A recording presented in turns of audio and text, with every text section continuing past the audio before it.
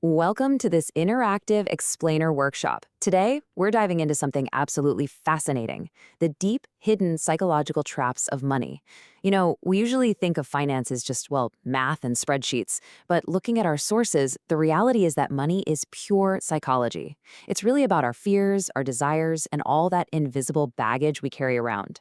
So let's step away from the bank account for a minute, look inside our own minds, and see if we can actually redefine what true financial freedom looks like.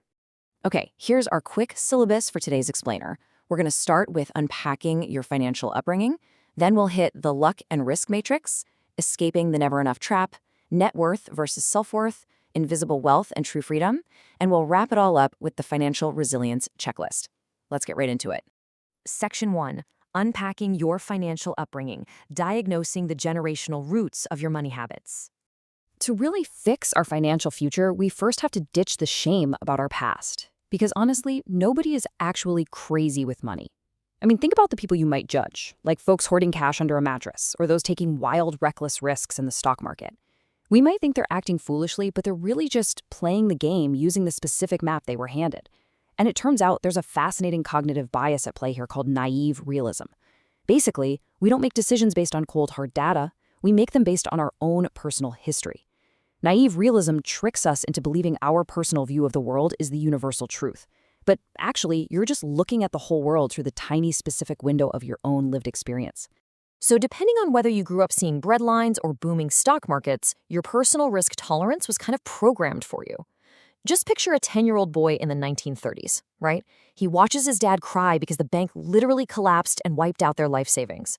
Now, fast forward to the booming 1950s, that boy is a grown man, but he absolutely refuses to invest in the soaring stock market. He hides his cash. Is he crazy? No way. His financial playbook isn't driven by market data, it's driven by childhood trauma. Now compare that to someone born in the 1970s who only ever saw explosive market growth. They might just throw every penny they have into stocks without a second thought. Two people looking at the exact same data, but living in completely different realities. Moving right along to Section 2, the luck and risk matrix, stripping away the ego of pure skill. This brings us to a truth that really kind of shatters the ego. We have to confront the invisible twin forces of luck and risk. We all love to worship success, right? We attribute it entirely to hard work and brilliant choices. But if we want to truly understand extreme financial outcomes, we have to admit we aren't the sole masters of our destinies. Take Bill Gates in 1968. He had the astronomical 1 in 300 million luck to attend one of the only high schools in the entire world that had a computer. That stroke of luck birthed Microsoft. But there's a really tragic flip side to this story. Gates had a best friend, Kent Evans, who was equally brilliant and equally driven. They were going to conquer the software world together. But Kent suffered a 1 in a million fatal mountain climbing accident before even finishing high school. Gates experienced the extreme positive end of luck, and Evans met the extreme negative end of risk. Same incredible skill, entirely different outcomes. So here's a prompt for you. I want you to mentally pause for a second, treat your biggest past financial mistake like a friend rather than a judge, and reflect on the hidden fear that actually drove it. Grab a pen or just take a deep breath and really think about it. Was it buying a stock at its absolute peak just out of the fear of missing out? Or maybe buying something you totally couldn't afford because you felt inferior growing up and just wanted to prove your worth? Diagnose that trauma. Because once you name the fear, you strip away its power to mess with your future decisions. Section 3. Escaping the never enough trap. The psychological hunger that destroys empires. Let's transition over to the absolute danger of social comparison. This endless rat race destroys even the sharpest minds. It's like an illness, but instead of attacking your body, it eats your mind and your soul. It's this insatiable hunger for more, a hunger that can leave you feeling completely bankrupt, even if your vault is literally stuffed with gold. Look at these two geniuses. They had absolutely everything, yet lost it all because they couldn't define their personal threshold of enough. Rajat Gupta grew up as an orphan, climbed to the pinnacle of the corporate world, and amassed $100 million. But, sitting in boardrooms next to billionaires, his $100 million suddenly felt small. Driven by pure ego to join that billionaire club, he committed insider trading, went to federal prison, and lost everything. Then there's Jesse Livermore. He made $100 million during the catastrophic 1929 market crash while everyone else was losing their shirts. But he just couldn't stop. He pushed past his limits, kept taking wild risks, went entirely bankrupt, and his story ended in a tragic suicide. The takeaway here, If you don't know what your enough is, you'll eventually risk what is invaluable to gain what is completely unnecessary.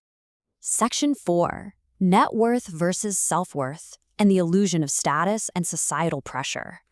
We constantly confuse our bank balances with our personal value. We buy things we don't even need just to impress people we don't even know. Societal pressure heavily convinces us that flashing wealth is how you earn respect. But honestly, it's one of the biggest psychological traps out there. Imagine you're driving a loudly roaring 800-horsepower multi-million-dollar supercar down the street. Be totally honest with yourself. When you picture that scenario, do you think the crowds on the sidewalk are admiring you? You're gripping the wheel, the engine is revving, heads are turning, and you're thinking, wow, they respect me. They wish they were me. Well, here is the ultimate whiplash.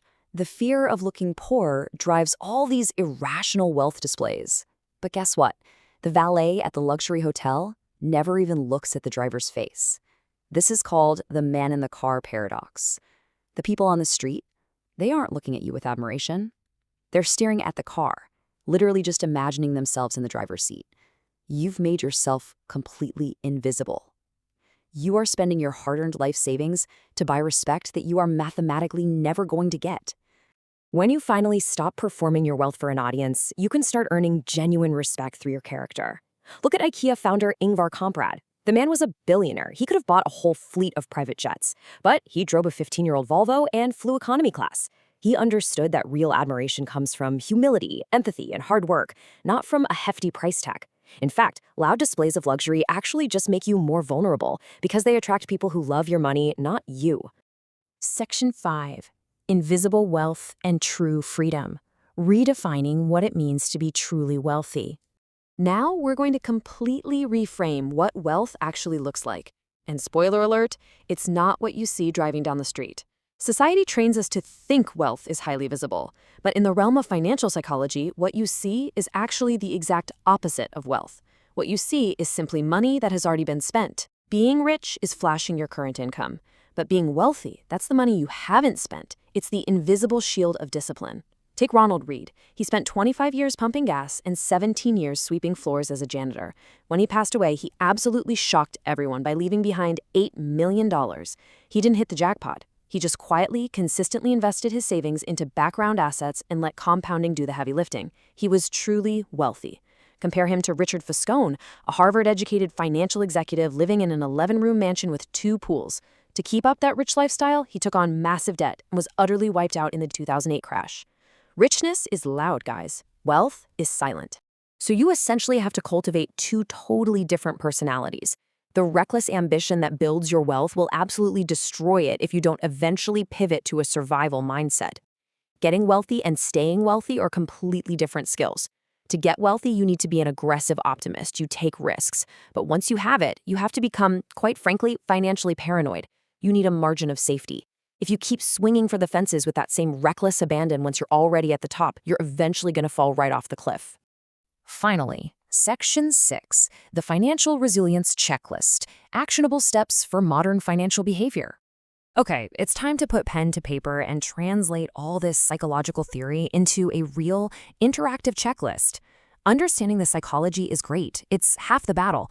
But now we need hard rules to protect ourselves against unpredictable market volatility and, let's face it, our own cognitive biases. Follow these exact steps to build a solid buffer of financial paranoia. Step 1. Whenever you feel that sudden itch to buy something expensive just to signal your status, enforce a strict 2-week waiting rule. You'll be amazed at how quickly that ego-driven hunger evaporates. Step 2.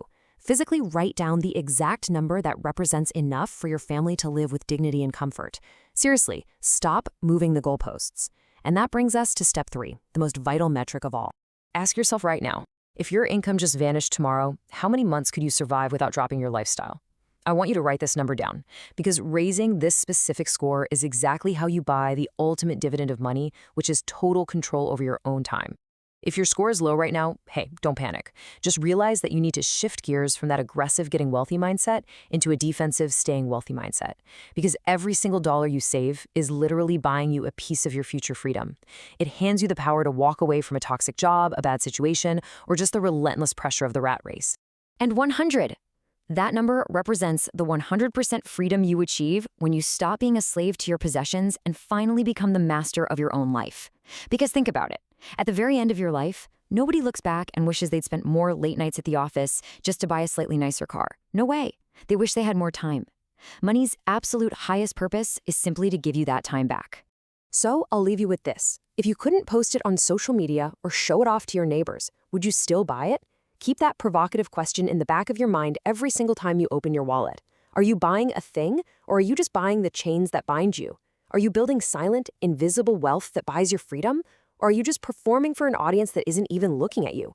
The choice is entirely yours. Thanks so much for joining me on this explainer, and I really hope this workshop helps you build true, resilient wealth. Catch you next time.